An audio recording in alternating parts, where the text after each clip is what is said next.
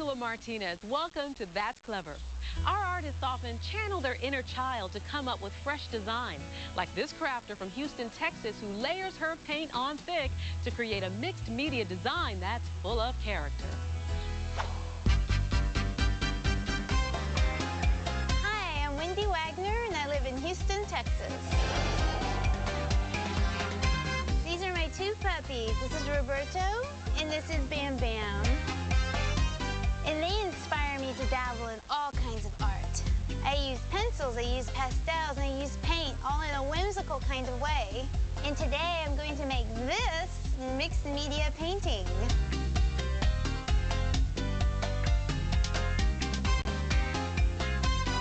This is my studio, but actually it's my garage. But the real action is when I paint. I have all my supplies in here to make great art. To get started, first I'm gonna seal this board. This is birch wood, it's very lightweight, and the sealant helps seal the wood and also protect it. It'll take probably about 15 minutes to dry, and then I can go to the next step. My sealer's dry, and now I'm going to add a black border with black gesso.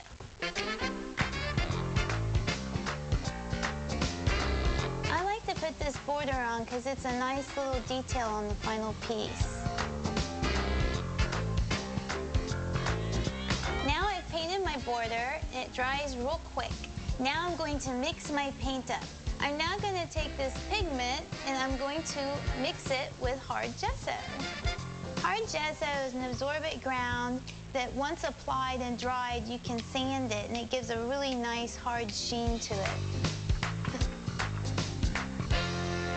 My gesso colors are all mixed, and now I'm going to apply it to the board with a trowel. I'm going to start with the pink color, because this is going to be my base color. And I love to leave just a little tiny bit of the black edge peeking through here and there. I like to paint on the wood because it gives a nice rigid support, especially for the hard gesso, so that the gesso doesn't crack. I've got my first color down, and I'm going to let it dry for about 30 minutes, and then I'm going to apply the next color. Now I'm going to apply the blue, but just in certain areas, because once I apply the final coat of yellow, the blue will just peek through. Now that my blue is dry, I'm going to apply the yellow, the final coat.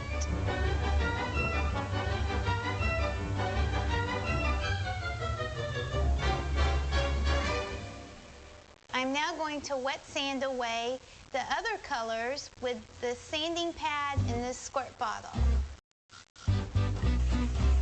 I'm going to keep sanding until the blue starts to peek through.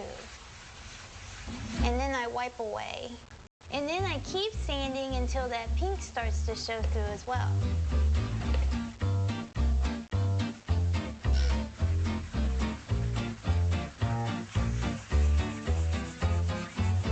Once I get my color just the way I like it, the spots peeking through, I'll then go over the whole surface and scrub it down nice and gently.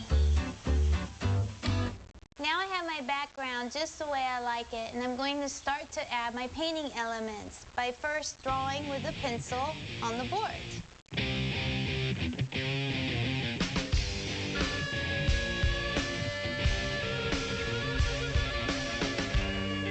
I've got my sketch done now, and I'm going to start painting with acrylic paint. And the reason I like acrylic paint is because it dries fast. And I can always paint oil on top of acrylic, but you can't paint acrylic on top of oil.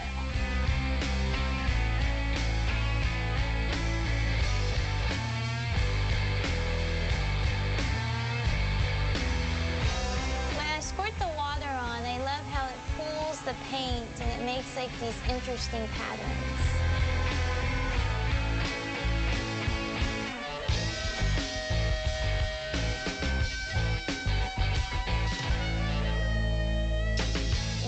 Add some detail, some characters of mine. I think I like this green color, and I'm going to draw a little shape right here.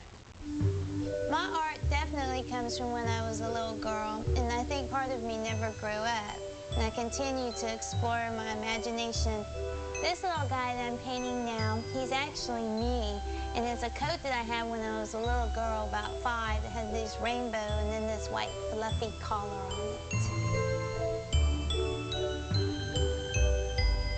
Sometimes in the middle of all this, I need a break, so I'm gonna go play with my puppies. They're crazy.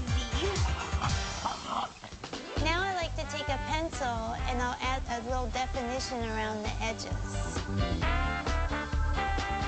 One of the little designs is this pink bubble that's like a little berry fruit. I'm done painting and now it's dry, so I'm gonna apply a wax varnish to seal it and protect it and add a gorgeous sheen to it. Gotta make it smooth and pretty. And now I'm gonna buff it.